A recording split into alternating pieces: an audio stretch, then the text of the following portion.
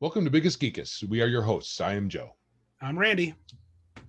This is episode 47 of our podcast, and the date is Wednesday, July 28th, 2021.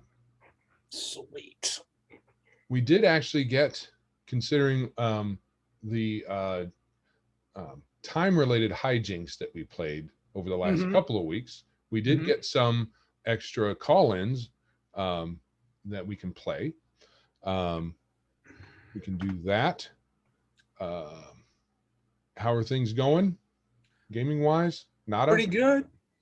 Oh yeah, you played last week. I did. Are we going to talk about that, or we're going to do call-ins first? Yeah, let's do call-ins. All right, I'll tell you all about that.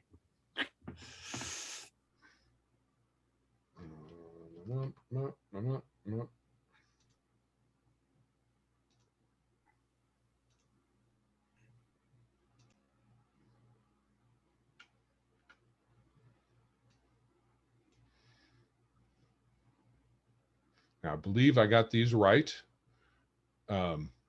because they're all talking about usage dice, like we were talking about. So yeah, I got a message from Taylor. Is this Taylor talking in this one? Yeah. Oh, cool. Yeah, he messaged me on the Facebook and said he had some. I didn't get a chance to get back to him, but that's cool. Looking forward to hearing it. Good morning.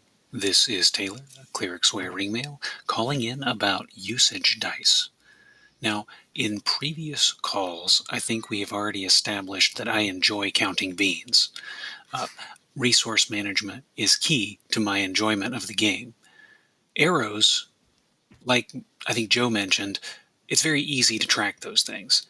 Truthfully, I just take toothpicks and put them in a shot glass and then remove and add as needed. The toothpick approach has an added bonus too, because I can huck them at my friends. Face-to-face gaming. So usage dice, to speak to the purpose of the call, I don't like usage dice on principle because they trivialize the resource management aspect.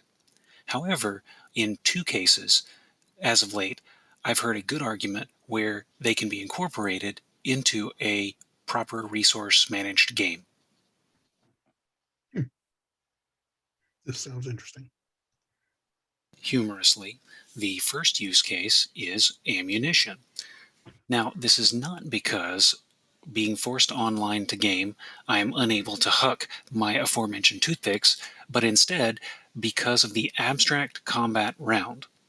We are told over and over in DMGs that a roll to hit doesn't necessarily reflect a single swing of your sword. Instead, it's feinting and moving and multiple strikes, and whether you hit or not is whether you were able to score a telling blow. As such, why is shooting an arrow exactly one arrow? Why wouldn't you be able to dodge back and forth, put multiple arrows downfield? And so the usage die in terms of ammunition becomes a way to abstract that you may not fire once per round, you may have fired 3 times, or maybe 0. Who knows? You know, it's something interesting that he came to my mind when you said that, Taylor. I think in Savage Worlds, when you auto fire or fire something that has a rate of fire more than 1, you lose multiples of bullets. So if you fire 2, if you have a rate of fire of 2, I think you lose 5 bullets, not 2 bullets. Right. And if you have 3, you lose 10. So, and it goes up, not necessarily at that pace, but it does go up. So it's interesting that's an interesting way to do a usage die. If your combat round's a full minute, like it was in older D&D. Right. The shorter the combat round gets, the less I buy the dodging and weaving and getting in the telling blows. Because I don't think in 3rd edition and beyond, combat round became 6 seconds. Yeah. So 6 seconds, having sparred in martial arts training, 6 seconds is quite a bit of time to get a hold or a blow in or something like that, but it's nothing like a minute. After a minute of martial arts sparring, I was always really sweaty and winded. Right. The other use case, controversially, hit points. I read about this on the Goblin's Henchman blog. I will try to send you guys a link in one of the social media outlets we share. But essentially, instead of having a pool of hit points, you have a usage die based on your class and level, which you, the player, would roll when normally your character would take damage. I like it because it keeps your class and level relevant, so the barbarian is going to have more hit points than the wizard, but it also puts the defense in the hands of the player. It provides an active defense as opposed to AC and HP, which is one-sided. Only the attacker plays the active role, and the defender merely notes damage as it occurs. Goblin's henchman did do some math and looks to have honed it to compare to AD&D, but math notwithstanding, interesting idea. Interested to hear your thoughts. Huh. That's okay. I'm after reading Hackmaster, one of the more recent version. They have the defender. There's not an armor class. The attacker attacks, the defender defends. It's active, so you roll a die. So the attacker attack. I can't remember precisely how it works, but essentially, it's opposed rolls, and which I like kind of better than just what seems to be from the way the procedure works in most games is you just stand there and you take it. Well, now the way he's described, the way Taylor's describing it, is it like when? Did I understand it correctly? Did you hear this? So they roll to hit, and if they hit you, you roll a usage die to see Essentially hit points. Yeah. So maybe I need to read that. He sent that to me like last week. I need to read that because I mean, it's interesting that he says it because I don't know if you've watched seen the most. I think it's the most recent Professor Dungeon Master Dungeon Craft. He talked about using basically a die type for your class instead of as proficiency. So your proficiency goes up by level, D4, D6, D12, and you roll those instead of static skill checks. Charisma plus the D12, charisma plus a D8. That would solve the whole low-level folks can be just as competent at things with little experience as opposed to experienced characters. They'll have a bigger die type, and that's, if you're going to play 5th edition, that might be a good solution to how they handle it. So I'm sorry, Taylor, I did not read that, but I need to. So it sounds interesting. I'm not sure if I would like it. I'm also not particularly a fan of defensive roles. So I know why, because it seems it would slow the game down. Right. Plus, it would take the wind out of the sails if anybody could, if they rolled a natural 20 or something like that. So, but I kind of like it. To me, it represents combat a little more dynamically. Yeah. Maybe cinematically. I don't know. Yeah, maybe so. But as far as you should die, once we read the article, which I didn't either because I am lazy. I've been a bad boy, yeah. So also had to get my wife on the plane, so I've had a really hot couple of last couple of days. Yeah, we had a tough things too at home. So sorry about that, Taylor. We'll get to that and I'll comment more next time I'm going to read it. That's a cool idea to think about. This can is being kicked to the next episode. Yes. Hey guys, it's John here from the Red Dice Diaries, just listening to your How Do You Roll episode. And I heard you mention Baramaze and the difficulties of getting hold of a copy. Well, currently you can get hold of a print-on-demand black and white copy on Drive-Thru RPG for about $72 US, I think it is. Nothing more profound to say than that. Just wanted to drop you a message in case you're unaware of that. Anyway, I'm going to get back to listening to the episode, guys. Keep up the good work. Catch you soon. Do you think that would be worth it? Dude, I've heard $72? That's a lot, but I spent more than that on some books, and I've heard nothing but good things about Barrel Maze. But I'm not sure if the big dungeon, that's not really been my bag in years and years. So yeah, I appreciate that, John. I hadn't thought about print on demand. I don't know why. That's weird. I'm It's not sure. I can't even remember the page count on that. So it might be worth it just from the density of the material. Oh, I'm sure it is. 72 is probably a bargain. So I have to look into that. yeah. More from John. All right. Hey guys, it's John here. You asked for some sort of information on Hexcrawl, so I thought I'd call in. Yeah, as you rightly say, my Smoke and Snow campaign is a Hexcrawl, and the idea is that, again, as you guys rightly say, eventually they'll sort of segue into more the sort of like domain style of game, where at the minute the players are basically settlers. They've got a small village. As they're slowly clearing out these hexes, this wilderness area around their village, there will come a point where they're going to be like the lords of that domain. And then although they'll still be doing the normal dungeon crawling and stuff like that, because there's dungeons and stuff dotted about all over the place and lairs and whatnot, although they'll still be doing that, they'll also be sort of like in the background, like managing their domain. Although I'm not really going to go into like heavy sort of crunch rules territory with that. I've sort of kludged together a few different ideas from different books,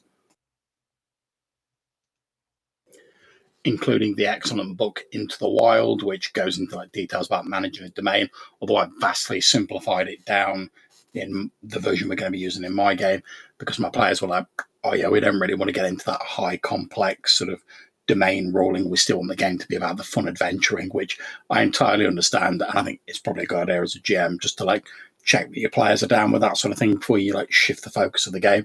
So that's what we're going for. In terms of the prep, I think mainly with a sort of hex crawl, you just sort of shift where your prep happens, so you can do a lot more sort of stuff in the background. You don't have to sort of have it all immediately available.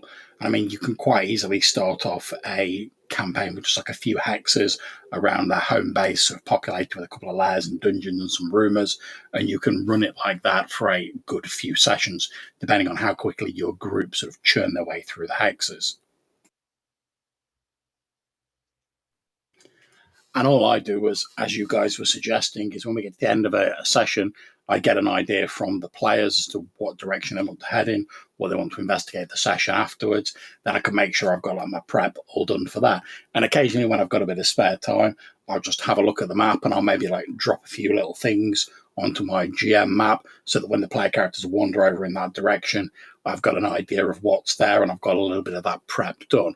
But it does mean I don't have to have it all done in a 1-0, which is a great thing for me. And it frees me up to like focus on the bits that I find most interesting at the time. So anyway, that's a few things I do during when I'm running my hex crawls. If you want to do any more, just give us a shout. I'm always happy to chat about hex crawls and old school gaming. Anyway, I'm enjoying the episode, guys. I'm going to get back to it. Take care. So that's interesting, John. So when he says prepare a few dungeon and a few hexes around the home base, that sounds like a lot of work from my viewpoint. Am I misinterpreting something? Well, it depends on how big the dungeons are and how much prep he's talking. If he's just talking about here's a dungeon here, and maybe he's pre-rolled some things on some random tables and knows that like X, Y, and Z high concept things about Right. those pre-prepared to a degree things. Probably don't need to figure out what's under every rock. Yeah, and I guess if you have a few dungeons, you could be like, and in me, I love using modules. I'm going to use this chunk of the module here, this chunk of a module here, this chunk of a different module here. And Right. you could have, like, I'm just going to skim them all. But if they go, I'm thinking they're going this way, so I'll kind of really know this one. If they go to another ones, I'll have to just kind of, wing it a little bit. Yeah, again, it's you're risking the omega. You're risking the omega ogre. Is that quantum ogre? Quantum ogre. Where, Yeah, and I well, think they didn't go there, but I really want to use that dungeon, so I'm going to throw it over here in their way instead. I wonder if John actually. So how much does he prep? So let's say he starts. He's going to start his hex crawl, and they start at town X. How much do you prep, John? I mean, and I know we've talked. I've heard you talk. You sound like you put a lot of time in, like I do. So you've no idea where they're going at the start, or do you kind of lay something out first, like I talked about that Yeah, last I think that's what he was talking about. You lay something out first, and then at the end Okay. of the session, you find out where what your group's intentions are going forward. That way, Yeah, you yeah. lay Cool. Get some- back with us, John, if you have more things to add. I think that would be nice to hear. The especially when it comes to how much the individual items, how much prep goes into that. Yeah, because if you prep 2-3 dungeons, I mean, they can't be that big. No. But you never know. That's true. Good prep barrel maze and Rapanathuk all in one weekend. Sure. And then when they go the other direction and don't do either, you pull out your gun. Yeah, correct. No soup for you. None. All right. Thank you, John. Moving on to Jason. Oh, yeah. Hey guys, sorry for taking so long to call in on your resource management episode. I listened when it came out and then I meant to call in and forgot to and got caught up doing other things. Anyhow, as far as Rifts go, yeah, I've played both the original, we played back in the Army in the 90s, and then Savage Worlds. You know, I don't know. It pushes Savage Worlds. It adds about as much complication as I think Savage Worlds can handle on it. It's about as a heavy version of Savage Worlds as I would want, to be honest. Not that the original system worked great, but I think it worked well enough if you kind of squinted and looked past it, like all the Palladium games. One thing you didn't mention is it kind of, I think it was kind of an outgrowth from the old After the Bomb setting for Teenage Mutant Ninja Turtles, right? Didn't that come out first, and that was kind of like the prototype Rifts? I don't know history on that. I don't know either, but I agree with you. I think Rifts straps on so much stuff to a Savage Worlds character. It's pushing a really new player playing Rifts with Savage Worlds has got a lot to keep track of. Well, also that if you go to a different Savage Worlds setup, a new player who's only experienced with Savage Worlds is Rifts will say, "Holy crap, these guys aren't that powerful." They're weak. Yeah, or someone like Joe, first time you played them, these guys are weak. Because he wants to play 30th level wizards to start with and go up from there. I'm not wrong.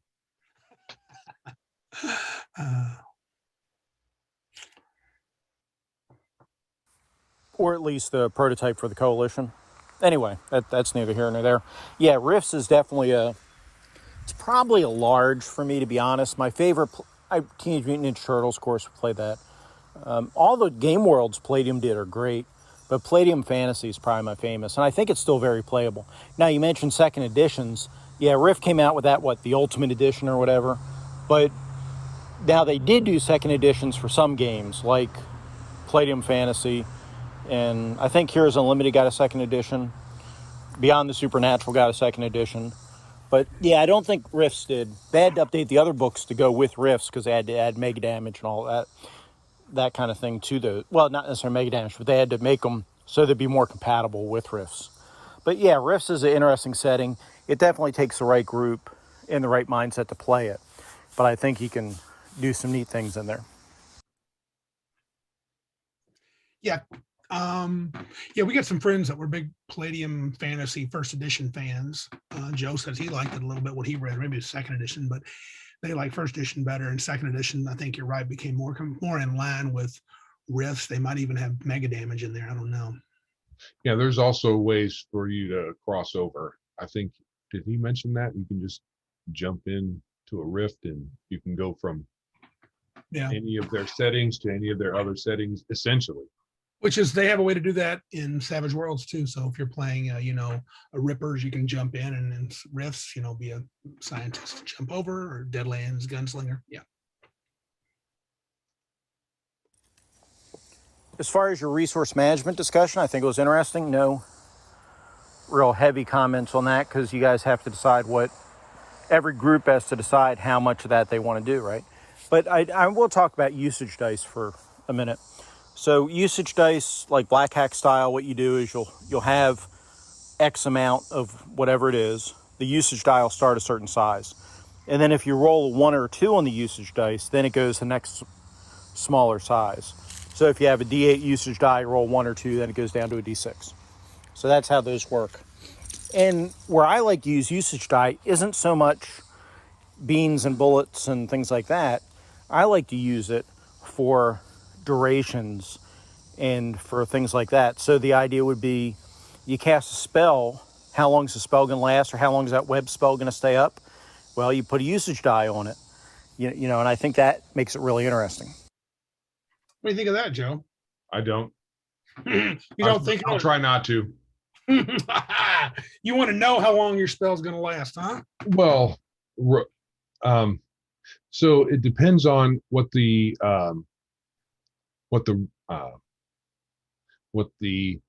spread is. So if D20, roll, D20. it could be anything from 1 round to 100 rounds. No, Right. that sounds weird. But if it's more of a tight spread, then it might be okay. What if it was 3 rounds plus a D6? As long as Depending on the spell. I, as the caster and the player, know how long that it is, instead of the old fly spell where you really weren't sure exactly how long it was going to last. So you wouldn't, so if you put up a wall of force and it was like 10 rounds plus a D8, you want to roll the D8 and know what it is. Sure. Okay.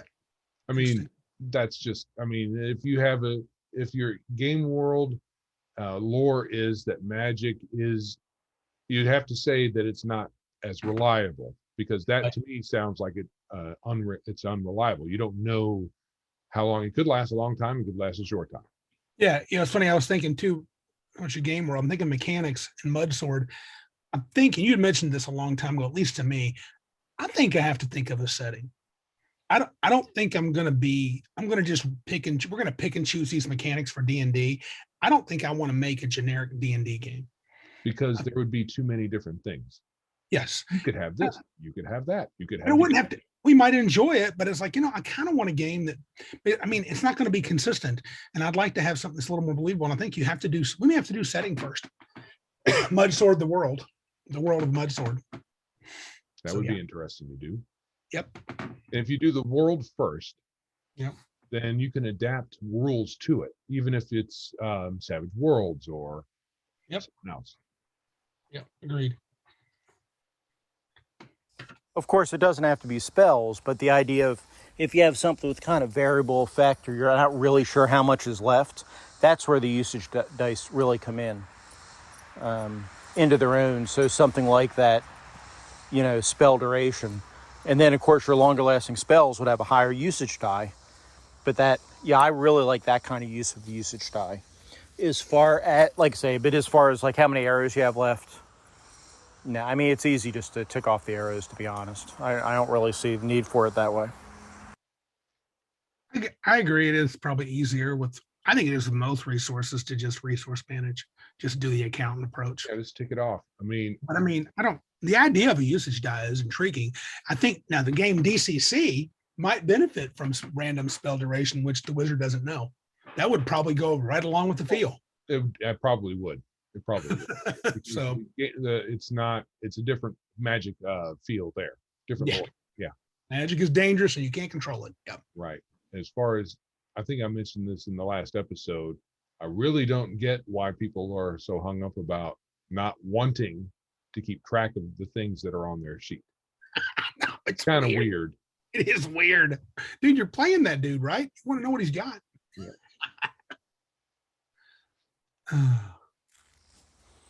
Anyhow, great show. Oh, last thing I'll mention in your response, kind of my calls for Mud Sword,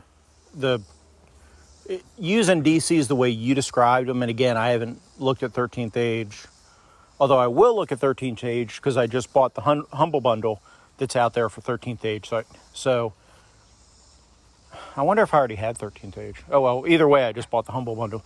But regardless of that, so I will look at it. But usage dice, or not usage die, setting DCs like that where it's just an easy, medium, or hard, whatever, and you're not just coming up with random numbers off, not random, but you're not having to come number off the top of your head, but it's like a set, like that, I think is fine and easier, and I don't have a big problem with that. Where I have the problem is where it's kind of wide open and you're kind of trying to noodle down, well, which is it? Yeah, I mean, third edition suffered from that, and like DCs were all over the place. I mean, they had these guidelines, but they were super loose, so DMs could do whatever they want. What's the DC check for that jump? 36. I'm second level, dude. Yeah, but you got plus 20 because you're playing Pathfinder.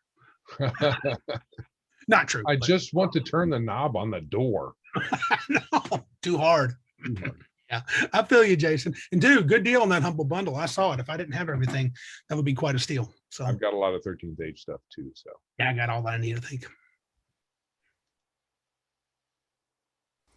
But yeah, the 13th age one, at least the way you described it, sounds perfectly fine. And yeah, role-playing games, of course, there's tons of arbitrary stuff in there. I mean, it's not that I don't like arbitrary stuff. It's just one of those things that, well, how hard is it for me to climb this rope? And then use the GM because you weren't thinking about that before. You're like, where, like, say, the method you're talking about, oh, it's medium, so it's 14, or, you know, whatever medium is. So that's cool. I'm down with that. So, yeah, sounds good. Okay, guys, short calls this week. Hang in there. Take care. Talk to you soon. Yeah, Jason, I get it. I mean, arbitrary is the name of the game, right? You just build a game and whatever you decide you like and why do you like it, go and do it. Oh, by the way, Joe, did you listen to his, I'm catching up on some of Jason's podcasts where they got quite a discussion on Rule 0. no, actually, I haven't. You need, if you get a chance. you Every should time listen I to get that. caught up, I blink my eye, and then there's 10 episodes that I have to Dude, Jason's awesome, man. He is a speed demon. Him and Tenkar both, and Glenn, and they get that stuff out quick. Right. So, yeah. The other, I think another way that some people want to handle DCs and even resource management is it's only relevant if there's some dramatic or story reason for it to be. So, so I get that, but I also think it's a little too loose. Soft. It's Probably. soft. Probably. And they don't want to worry about it. But you know what? That's If they the want- play style. Yeah, it's a play style, dude. If you don't want to worry about it, don't worry about it. Yeah, I get it. don't worry about it. you don't have to. You don't have to play like us. You Yeah, should. You can, You you don't can have play the wrong. You can play the wrong way. It's okay. Oh, and speaking of playing the wrong way, Hey there, guys. Still listening to your How Do You Roll episode. Very much enjoying it. And I've got to say, yeah, I love getting elements of sort of ostensibly sci-fi and like spaceships and stuff like that into D&D. In fact, if you're in a campaign that I'm running and there's not some sort of like science fantasy element that creeps in, you might want to come over and check my pulse. Anyway, enjoying the episode, guys. Going to get back to it. Take it easy. Yeah, John likes spaceships, dude. yeah, I know Randy does wants as little of that in his fantasy game as possible. He does. But then again, I do have Goodman's Games, Expedition to the Barrier Peaks reincarnated. So what does that say? Yeah. I'm a collector. I think if it's a light touch, it's just fine. Or I don't know if they've played this, or I can't remember if I said it for his Red Dice Diaries podcast. Imagine the bad guy, because we all imagine if our characters found a spaceship, how we would react. But what about if the bad guy found the spaceship? Oh, yeah. And he was trying to figure it out, and so a lot of his figuring out issues ended up like, oh, he accidentally set off this really awful laser beam that annihilated the nearby village, or Mhm. something like that. So Or set off a very slow self-destruct that would be a 50 megaton nuclear explosion. in the last fight, he'd say, okay, you got me, but there's this thing behind me that I can't figure out, and I think we're I all don't think it's good. These numbers keep going down. Yeah. I think this is bad. So that could be an easy way for the big bad evil guy, when he's down to one hit point, say, "Who? Yeah. Might give up. I give up, and we're all going to die unless you figure it out." Right. Yeah, See ya. That is cool. Yeah. And to give a nod to John, the way he likes to play, that's kind of how the old game was. There was a little bit of science fantasy in it. yeah. Oh, Well, yeah. it has the game has its roots in something like John Carter of Mars, which is basically a science fantasy. Oh, sure it is. I mean, there's tech in it, but it's a light touch. the whole idea of how he got to Mars. Spoilers. Don't know if it's science based or supernatural. Right. Kind of left open. He tries to explain some things in scientific terms, and other times it's like, And science of the time, which was kind of different. great. Yeah. Well, Now it's outdated, but it's still interesting. Yeah. All right. So thank you, callers. Yeah. Thanks, everybody. Very cool. We really appreciate And it. don't worry, Taylor, we will get to your hit point usage die. I'm going to read that thing, and I'm going to have comments next time. Yes. Thank you for padding our podcast and making it longer for us. Yes. We're going for Sit here and 7 listen. hours today. Yeah. Okay. So positive material playing. Yeah, dude. Played last week. I did. I played Deadlands, and I played 13th Age, sucker. You didn't say anything about 2 games. Yeah. You're holding out. I am holding out. So the Deadlands thing was pretty good. We played 2 of the 3 adventures. We had a really good time, I think. Broke for dinner. Josh, our buddy, had a birthday, and that's how we celebrated. So we had a big Deadlands night. I also ran a short 13th Age scenario connected to our Cabin Con thing, protecting the egg. Joe will know what I'm talking about when I say protecting the egg, and extended on. And we didn't get quite as far as I thought, but that's okay, because that gives me, I think I'm going to run that scenario again, probably get Joseph in there, let him play it. And then I'm going to run it another sequel to that, probably a few months down the line. I don't want to do this too much outside of Cabin Con, so we can have a place to begin at Cabin Con next year. So Did they get have your character. What's that? Did you get off the planet with an egg? Interesting that you said that. That is a very interesting statement. So anyway, we'll leave it at that. John might appreciate that scenario. So anyway, Well, see, dude. it's a one shot, so what's the harm in saying it? dude, well, and here's the thing, and you guys are 7th level, so I'm going to run at least one more session, at least a couple of times, so 2 different sort of adventures, and then get you guys at a certain spot so I can pick it up at Cabin Con. Okay. So that's the plan. Yeah, I think 2. Maybe I'll do 3. We'll see what I feel like doing. If I'm highly motivated, we'll play the whole thing through, and then we'll pick up somewhere else at Cabin Con. So. You're wanting to hide the details so that no one knows what's going on. Yes, precious. And I don't want you to know because you're not playing it. I've played I've played in the Oh, you mean the details about the egg? I'm not trying to be. Oh no. So in this campaign, yeah, I mean, I could tell the people, this egg in 13th Age is a potential. Oh, that egg. Yeah, remember the one you were guarding at the end? I was getting myself confused. Yes, yes. Prison, the Diabolus prison you were stuck in, and you Yeah, escaped. Yeah, that's what I mean, protecting the egg. There's this egg they've been trying to protect because they think it might be potentially a new icon for the age and turn the age to the 14th age. That was actually brought up last time. So they're gonna have to spill the beans on how that went. Yeah, well, I actually want you to play before they do. I want to get 4 other people to play it, the same scenario, just to see how they go through it. And then I'm going to run a second part again, probably twice, but it's not going to be soon because I mean, we agreed. I don't want too much. We don't want to do too much playing between Cabin Con because the characters aren't going to advance except during Cabin Con. Right. I want to play a little before and then a pretty hardcore a couple adventures at Cabin Con, but that was really fun. But the Deadlands game was really fun too.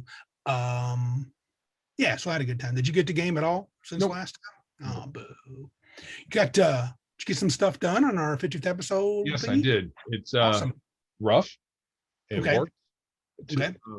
Only thing I got to do is set up a couple of pages where, so the way it works is there's going to be a place you put your email, and then it sends you an email that you then you're verifying. This will cut down on, I mean, I don't know how much it will, but we get a lot of spam emails. Oh, okay. So if there's folks out there who are going to try to ruin what I'm doing here, or not ruin, just jump in and shenanigans, yeah. Right. So there's going to be a verification step, and then so right now it all points to the same page, and instead of having a verification page and a page that shows the progress of the contest, it all points to the just signing up for it. So I just got a couple of pages to put in. It'll be real fast. The only thing I would like to do is I forgot the items, so and I want to put a picture of the items up on the Would one. you like me to send you pictures? You want to get them off the web? Do you want me to send you the name of the Yeah, items? just the names, because there's probably, I'm Okay. sure that there's pictures of those that I can just use. Do you want to use my email as a testing ground? I'll get in there and send my Sure, property. we can do that. See if I can, yeah. Yeah. So it Should I won't do it now? Not yet though, right? since I'm home alone for a while, I think I'll be able to work this out in a day or two, and then I will let you know. I will text you, and then we will Roger that. Roger. open up, and then we will. I think that we can on what we'll do is we'll announce it first on social media if I can get it like Right. Cool. tomorrow Sounds good. instead of waiting all the way till next Wednesday. Sure. Yeah. Okay. Sounds good. Hey, did you notice that on Joe and Jason had a podcast and a giveaway where he wanted us to give our least favorite movie of all time, and then if you had to run it as an RPG, what would be the system you would use? And Joe and I picked In the Name of the King. exact same Both- movie. Exact same movie, separate times, and because we did go see it together years ago as a group, many of our gaming buddies went, and it was heinous. But I thought it was funny how you had sent that, and it was like it just sounded like we had planned it. We did not plan it. So No, we didn't just pick the same movie. no, it was We picked the miraculous. movie. We picked the same reason. Yes, The exact the same reason. too. Yeah, Uh, different RPGs though. different RPG systems though. Yours was DCC because it was so all over the place. Gonzo, Well, farmer. Gong Farmer. Yeah, Well, no, just farmer, because I know. dude's name Farmers. is farmer, and you start Right. out as a farmer. Yeah, So, Yeah. and the beginning of the movie, like I said I think in the message to Jason, is I'm pretty sure it was pretty much a funnel. it sure seemed like it. Yeah. And I tell you what, too, as for me, the reason I picked fourth edition D&D is because, well, movie stunk. I think fourth edition stunk. So there you go. Yeah. But your mileage may vary on that. That was funny. Yeah. All right. So moving on to main topic. Yeah. Dragons in fantasy RPGs. Yeah, buddy. And I meant to get some time today to look up the one of the systems that you had listed down here, Arcane Evolved, because I couldn't really remember how it was treated. Yeah. Which was, I think, not a whole lot, but Pretty mysterious, actually, in that setting. right. They were dragon men, but the dragons were like either rare or somewhere far back, I believe, that they hadn't seen any for a while, but they knew that they were pretty. I think each dragon was very individual, but Yeah. of course, we're going to focus a lot on D&D in this one. Can't Well, of help it. course. But I kind of broke it down to a couple of questions. So, it's half the name of the most famous RPG, Right. Dungeons and Dragons. So they're definitely iconic. A lot of types. I just listed a few because to me, Western, Oriental, and the Serpentine type, those are kind of the main three that come to my mind. So the Western being the one with, if you count the wings, my buddy ours, Philip, said 6 limbs, count the wings. Oriental, they tend to have no wings. I remember the Gold Dragon, early days of D&D, the Gold Dragon looked like an Oriental dragon, had Right. the kind of serpent look. Yeah. And I know the dragons in the Oriental mythology, for the most part, are considered highly wise. I don't know if they're all good, but they're more spirit-like creatures. Whereas ours tended to, they were more kept in the heavens or somewhere. They were very mystical, like supremely mystical, and in the Oriental sort of area. Whereas in a more, I guess, Occidental or Western area, we've always had like the dragon and Saint George. I have a little minifigure for that, and so, and then Serpentine, I don't know where that falls. But there's lots of like mythologies of dragons throughout many histories. Right. They vary in appearance quite a bit. Yeah, and when it comes to appearance, do you have a favorite of those or some other that I didn't miss from that Wikipedia article that I posted there, that I put on there? I don't think so. I like all of those. I kind of like the Serpentine for the Gold Dragon. Did you? Let's make it unique because it is. Yeah. Okay. Because it's supposed to be more good and magical and less bestial. And I think I prefer for the Red Dragon, since it's supposed to be more bestial and a bad guy, to make it more lizard-like and more, or maybe even slightly demonic looking. Yeah, I think that's one thing I love about 13th Age. They have one gold dragon, which is a great gold worm, and he is heroically has his body positioned in a place called the crack that leads to the abyss.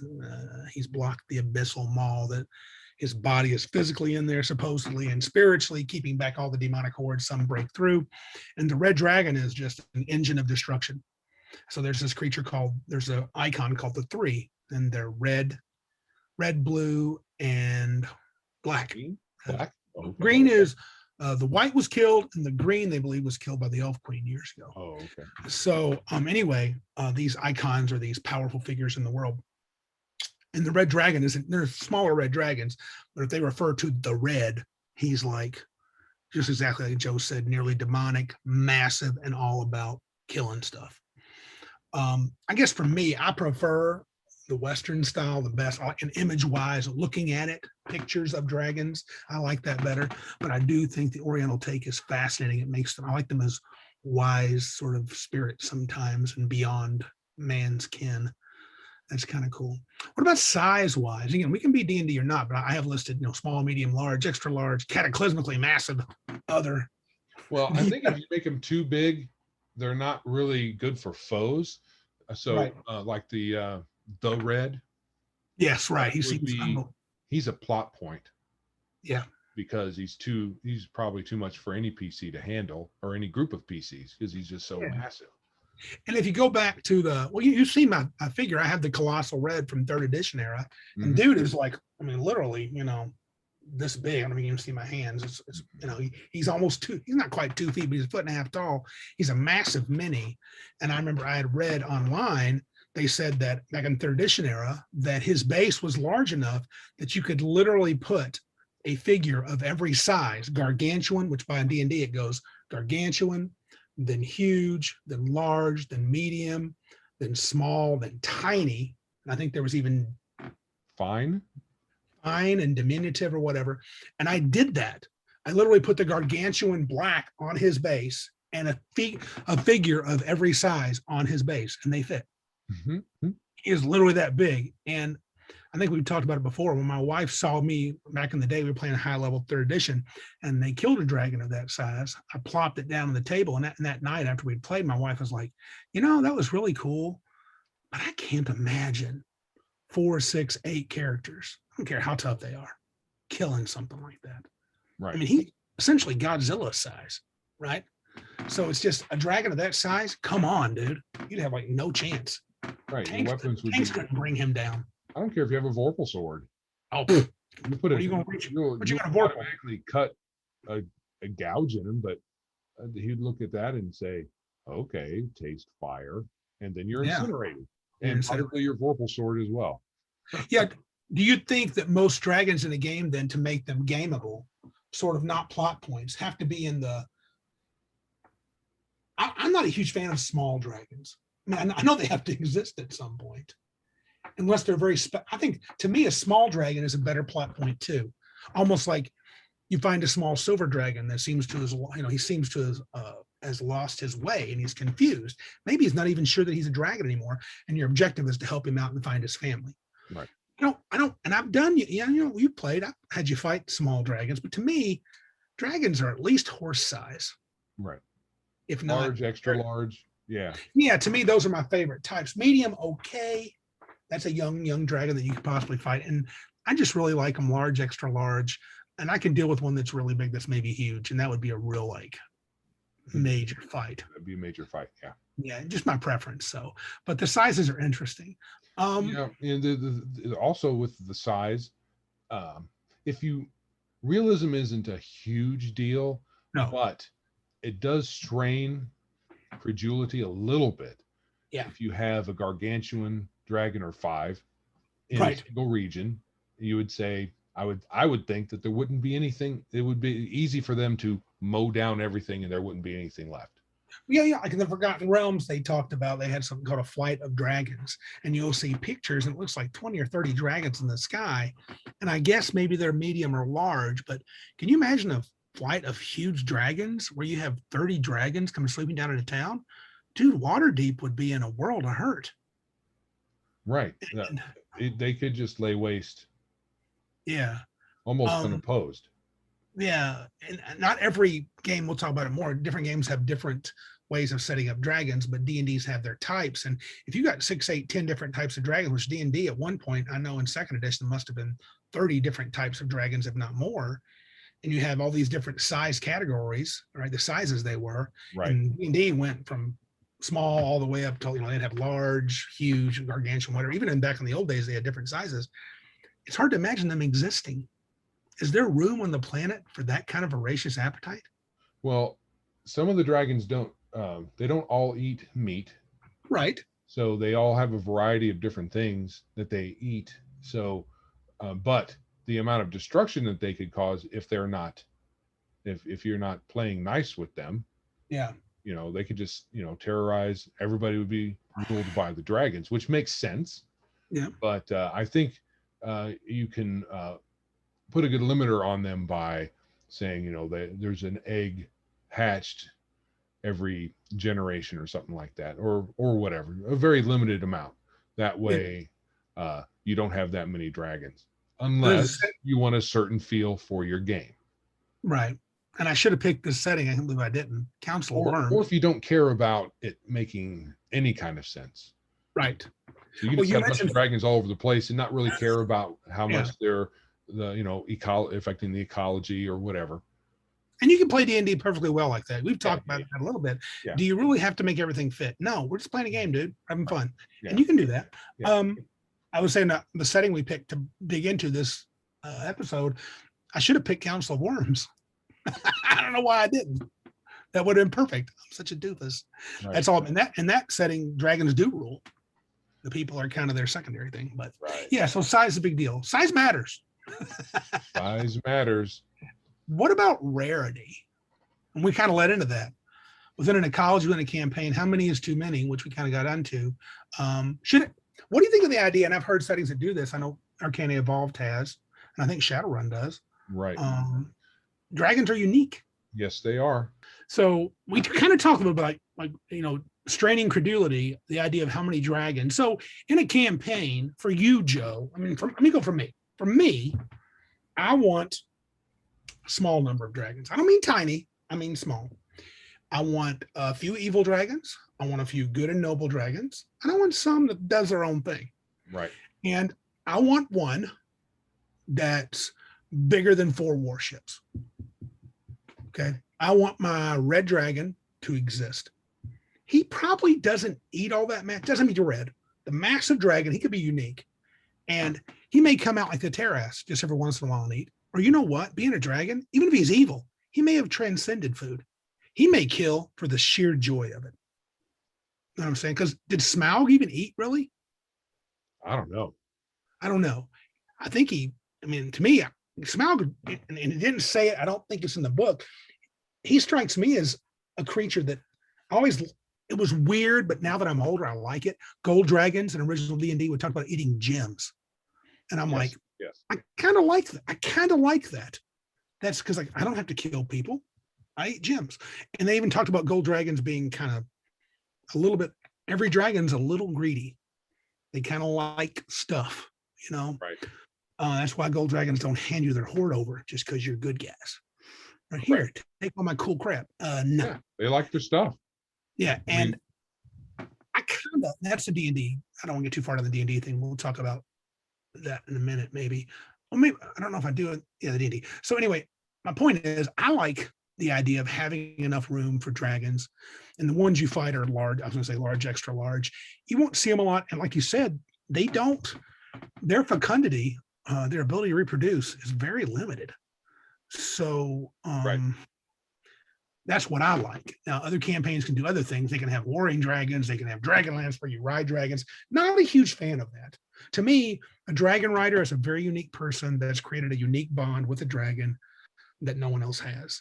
I don't mind having, I'm not against it, but it'd have to be a real theme that I want to push in a game. But like if we're talking about Mudsword, that's kind of where I want Mudsword to be with dragons. What do you think? What would be? That sounds good to me. I don't necessarily need realism, but If there's, I don't want dragons around the corner all over the place. No, I want them a little more rare. Roger that. And again, I guess I don't think every dragon should be unique. How many dragons have your characters, Joe, personally fought? I can say I think I've never fought a dragon. I may be wrong. I think I'm wrong, but I feel like I've never fought a dragon as a player. Again, remember, folks, I've been a player 1/1,000,000th of often as Joe has. Right. Well, considering how many times you've used dragons as opponents, I can't remember. Oh, really? Possibly. Well, could you give me just in general, can you say, do you think you fought dragons as percentage of encounters 10% of the time? Oh, at least. Well, not just me, all your gaming career. Have you seen yeah. Yeah, okay. Overall, at least 25%, maybe more. Oh, okay. I kind of like that. I think that's cool. And Joe knows I don't use dragons a lot, but it's not because I don't love them. No, they're very deadly. Yeah, they are. I remember in 3, remember this, dude. Remember when they said in 3E, the dragons actually batted above their CR. Right. I mean, Cook admitted that if you're playing a CR6 dragon, he's probably a 9. Which means if you're putting that up against 5 4th level characters. That was before Draconomicon, wasn't it? Yeah, so that was 3E, not 3.5. 3E. Right. He said they made them on purpose. They literally lied about their CRs. Yeah. Which is fine. I don't give a crap. And I remember thinking, I was at one adventure, the first adventure. What was the one with Meepo in it? Where they go, had the little twig blights when first introduced in 3E, Mealy's on the cover, one of the blue adventures. Brain cramp. Mealy? You know what? Mealy is her name. Mialee, one of the icons. Miley, yeah. Hold on a second. People loved it. The Sunless Citadel. Oh, yeah. And we do have a thing called the internet, so I'm going to try to use it periodically now that even though I'm owed. So there was a little white dragon in there, and I could not believe as a hatchling how much butt he kicked on 3rd level characters. They got my party. They won, but they got their butts. I mean, it was like they felt like they got their butt kicked to win that fight. I mean, they were terrified. I mean, the first hit, I didn't even roll critical. The little hatchling got on the fighter and was like, dude, I'm down to single hit points. I'm 3rd level. And they're like, oh my God. Then he flies around and breathes. And they're like, the wizard's like, and I was like, this is ridiculous. I love dragons. Yeah. Well, I remember Dragon Slayer, the little hatchling dragons murdered that girl, didn't they? Or nearly. Yes, they did. Yeah. Yes, they did. And I'm okay with that. I'm okay with dragons being the toughest thing. I mean, for us, it's Dungeons and Dragons. It's the name of the game. Granted, it's Mud Sword, but they're going to be mud dragons, and they're going to be tough. So, should dragons be immortal? What do you think of that? Or do they have a lifespan? I would say leave that as an open question. Yeah, I agree. But my gut says, not just because I think I want dragons to be ridiculously powerful, which I do. I want people to quake in their boots when they fight a dragon. My knee jerk is yes. Yeah, it's if you take D&D as a template, and these dragons get bigger and stronger and smarter and more powerful as they grow. I mean, forever. They don't talk about them getting weaker and their eyes dim. No. And a great gold worm that's lived 4,000 years, he's not weaker than he was when he was virile and just a mere 1,050. Right. I mean, he's like, I will pimp slap 12, 20th level mages and not even sweat. I mean, not quite, but I'm saying he'll be like, I ain't afraid of Elminster. Bring him. You know what I'm saying? And that's a creature that, to my opinion, is appropriate. Now, Goldworm in D&D wouldn't fight Elminster unless he was gone crazy, which is always a cool idea. Right. Evil. I've done that. Evil Goldworm. Elminster? No, have a Goldworm went crazy. Yes. I think you were part of that fight. You had to fight it. You're like, because Joe was like, "What? Gold dragons are good." And I'm like, "Aha, not this one." Insane membrane. Do you have so you don't have a strong opinion in any of those about the rarity of dragons But you do think you lean toward, you're like me, you definitely lean toward they're probably essentially immortal just by the design in D&D by Yeah, D&D's terms. Yeah. yeah. Well, like I said, my knee jerk is yes, they should probably be immortal, from the point of view of until killed. Yes, correct. Right. Yeah. No Not unkillable. Yeah. But if you don't kill them, they ain't killing themselves. Well, not technically, they don't have to. Right. Should they be awesomely magical? It means what I mean by that is, should they be spellcasters in and of themselves? Should that be a default? I don't know about a default because Okay. especially if we're going with immortal, Right. if you don't have some limiter on them, then eventually you're going to have a 10,000-year-old lich dragon, right? Yeah. I mean, they don't have to Draco be lich, yeah. dead, but with as powerful as an archmage, Oh, you know, ninth level spells. I mean, he would rule the planet. There would sure. be I mean, stopping them. yeah, I mean, a 4,000-year-old dragon who also is a spellcaster. I mean, what I mean by certain versions of D&D gave them automatic spell levels, magic user spell levels. And I think, didn't the gold worm in second edition get wizard and cleric spell levels? I think so. He really was unbelievable. I'm Right. sorry. A great gold worm at 20th level party would not beat him. Right, which is fine because they're not, Shouldn't be fighting. unless you're unless you're playing evil guys. And even then, I'm not sure you'd win. No, you still wouldn't win. I'm just saying you don't have much call to fight a great gold worm. But you could, but now to be fair, they could, in this sense, in a practical sense, 5 players against 1 DM, we've talked about. I mean, you guys, when 4 or 5 of you guys play together, you're much smarter and tactically skilled than I am. I have to kind of set up things for my guys to be challenging. Otherwise, you'll just smoke everything. So if you're a bunch of evil dudes and you're 20th level and you're coming after my dragon, you probably have a shot.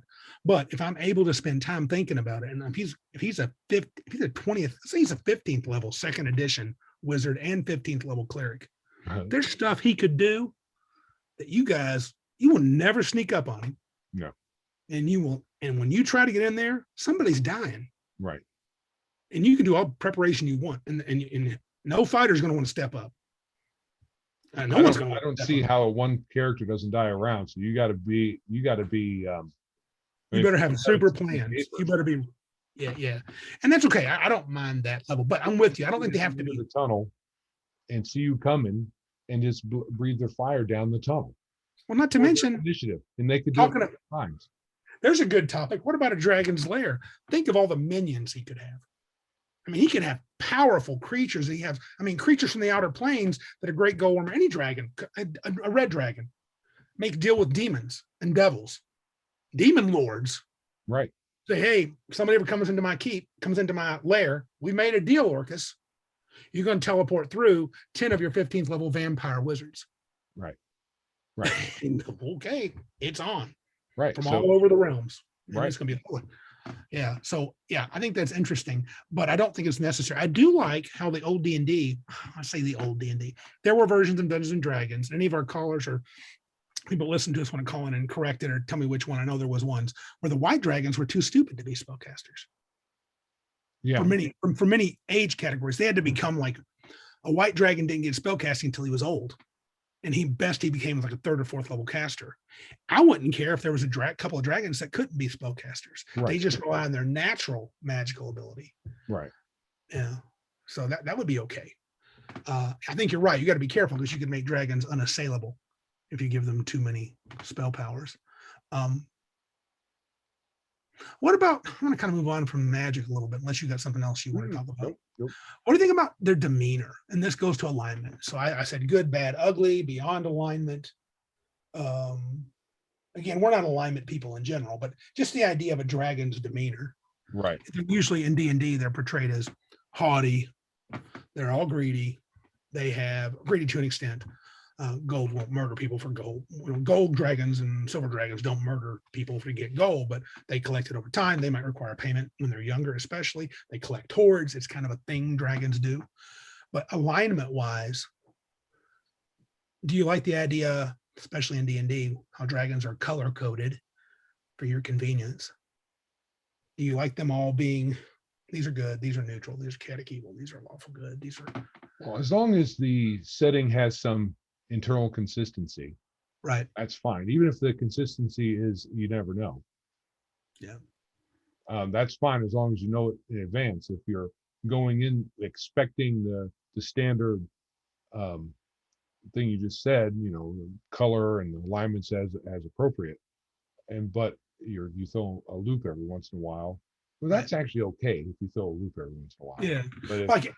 Yeah. but if you're just inconsistent, Right.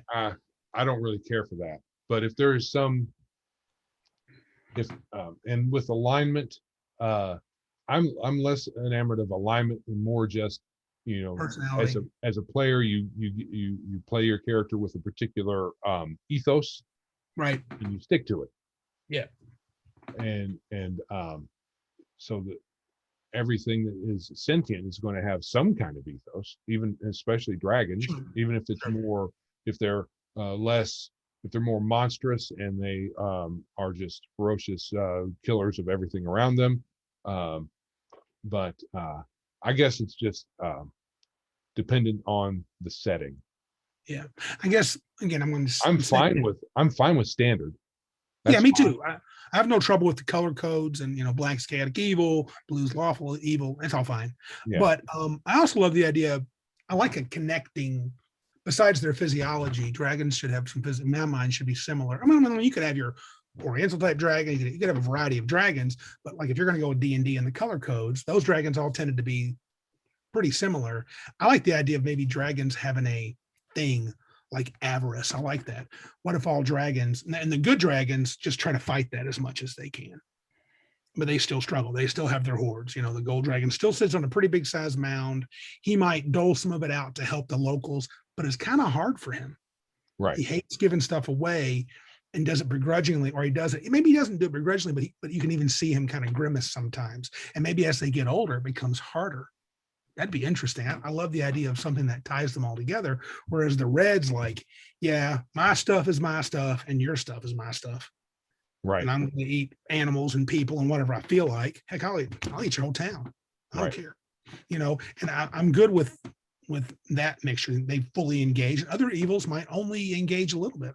I don't want to be fighting adventurers all the time. I'm not killing everybody and their mother. I'd prefer to get paid. Look, I'm coming to town. Here's not going to work. Don't make me kill you all. Give me 1,000 gold every 6-8 months. We'll call it good. I won't murder you. And so to them, that's less, and it is lesser than just rampage death. Right. But he's like, maybe adventurers won't bother me and go to, a medium-sized village. He's like, look, we can afford that.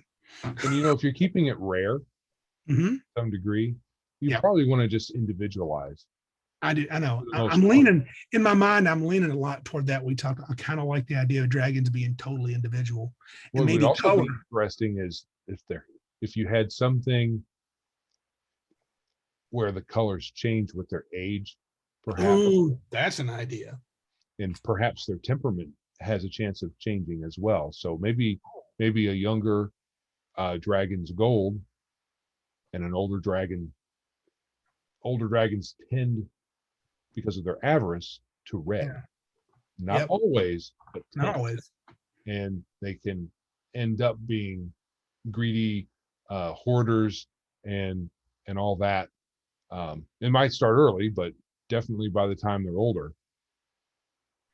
Yeah, you could see a dragon like a person. I mean, I was like a person. Imagine that, he's kind of not mottled gold, but varnished or burnt gold, and he's good, but he's like, he will not brook anybody touching his gold. Right. And like, if you meet him for an audience, he's like, no one knows comes from my hoard. Right. Don't even ask for nothing. It's not yours. But I'm happy to help you. Look, here's some knowledge. Here's a spell. Right. All's cool. I'm not evil. I want to help people. I don't want anybody to die. Right. Said their corn's not working out. Well, I'll tell you this probably what's happening. There's probably a necromancer. I want to head over there and take care of him. He can be helpful, but when it comes to like, oh, we need some money. Good luck. Go find some. Yeah. Because you ain't. And I did. Yeah, I did. You ain't getting mine. Yeah, it could be a variety of things. I think that's fun. That's more fun. It really make them more unique. Combating dragons and dragon combat in general. I think we're going to agree they shouldn't be treated like any other monster, should they? No, except for this something that's larger or smaller than that might be. But once they start especially if they have all the attacks, the standard array of dragon attacks. You got a wing buffet and tail slap and 2, 3, Claw, 4 bite. claws and bite and breath weapon. I mean, you can't treat them just like an ogre or a giant. They got too much stuff going on, and then spells if they have them. Oh yeah, they should be. And the breath weapon always. I like. I think 13th Age has kind of a not 13th Age. Some games I've played, I can't remember what they are. They have a cooldown period for the breath weapon where you roll a D till they can't do it again, and I like that well enough. I kind of like that better than 3 times a day like the old school, where you could just because really, if you wanted to, and if you were smart in first edition, if you were smart at the DM, you keep your red dragon in the air, and they breathe for their 88 hit points of damage, which is what a large or old adult, maybe a great, it wasn't called a great worm, it was called a ancient, ancient red, I believe had 88 hit points, and you would breathe 3 times in a row. And then everybody would be dead. But that's what you should do. That's smart, right? You would never melee until you breathe all the 3 things. But if you could only breathe once and then have a random number of times you can breathe again while it recharges, that's cool. And every once in a while, you get the 1 on the die and you get to breathe twice in a row. It's like, you already breathed. Let's rush up. Oh, crap. And that would be gonna die. Yeah. But also, I've heard there's been a lot of articles written on dragon combat. And I would like, I've had some issues as a DM running dragons in combat. I think a lot of times I've usually got my dragons beaten too easily, in my opinion, especially in the 3rd edition era. But there have been times where I think I was too crafty or played the dragon, too crafty, and I just mowed over the party, especially at the range breathing. Though I do think breath weapon, speaking about that in particular, I'm not a fan of cones and lines. Okay. I like dragons as all over the place, breath. Yeah. Oh, right. I have a story about you. Okay. So we knew we were going to face a dragon. Okay. I'm pretty sure we knew it's a red dragon, perhaps. Okay. So we spread out, and we stayed spread out all on the way to its lair. Yeah. And somehow the dragon knew we were coming, and even though we were spread out, somehow we were still in a line, and it just strafed us, and we all died. I'm pretty sure. I would not put that past that horrible DM. You remember? And that was a while back, but yeah, it was back in the day. But you're right. That's the thing. If a dragon's intelligent and knows that there's a bunch of folks that are limited to walking on the ground, and it can fly around and strafe like that. I mean, why wouldn't it? I've heard guys in articles and on websites say dragons should not land until the very end, and I think they're right. I mean, he should strafe. Right. If he has spells and breath weapons, homeboy shouldn't land until the end. And if you go to its lair, it'd be very rare that it wouldn't know you were there. Correct. And he would have all kinds of help because he's not stupid. Right. You'd be hard pressed to face Smaug all by himself in a D&D setting. He'd have to fight through all his minions and his traps and tricks. And then when you get to him, you'll be like, oh, dude, we're so screwed. Yeah. And I'm kind of thinking it should be a little bit like that. With Smaug, this is the thing. Smaug was a plot device. Correct. Not an opponent. Not Correct. Really. No. So that's one way to use a dragon of immense size and age. Yes. That's with the lore of Smaug, he was pretty much unkillable unless you found the chink in his armor. You literally would need an army, or a lucky guy named Bard to kill him. I don't think an army would have taken him unless they happened to find his weak spot. Yeah. You couldn't penetrate. Now, for that dumb Hobbit movie where they dipped him in gold, I would think, hey, thanks for covering my spot. Now I'm going to go out there and be unkillable. Unkillable. Yeah, but from the DM's perspective, I always want dragons, and I'm really not talking about just murdering people, but I do want my players after a fight with a dragon to be like, holy crap, that to me, and you can argue I want that all the time, every fight, but I really want it with dragons, and I think that's sometimes why I hold back, because I'm afraid I won't do it justice. Right. Yeah. When you're fighting dragons, Joe Harden's playing a character who's going to fight a dragon. What do you think is your greatest? What's the best strategy? And I mean that it doesn't have to be maybe it's something before you do before combat or Recon. You have Okay. to do recon. yeah. If you don't do recon, I mean, if your objective is to go take a dragon, hmm then you have to do some recon. If you're just wandering in a dungeon and you happen to discover a dragon's lair, Yeah. then you run. You know, Last decision. you go away. You might, if you have, depending on what your status is as far as the party goes. Yeah. You still, if you decide you want to then take that lair, hmm you do some recon. You can't just walk in there blind. You have to know, you're going to have to know stuff. Did you hear Tenkar's recent? He on his podcast he's been talking about his buddies and him getting back together and doing some buddies from high school and college playing some D&D, and they're playing the old school game. And he regaled people a couple of times of a situation where they fought this green dragon and ran it off, and they ran in and got some of its treasure, Right. and took off. And they were like, after they just said, look, we're happy. Really, this can go nowhere but down, because when that dragon comes back, we're dead. Why don't we end the campaign here? That's an interesting approach. I mean, you're like, whoo, we ran that thing off. It's like, I don't really want to finish this out. Let's say we hid. I get that Yeah. request, but at Yeah. the same time, as a player, I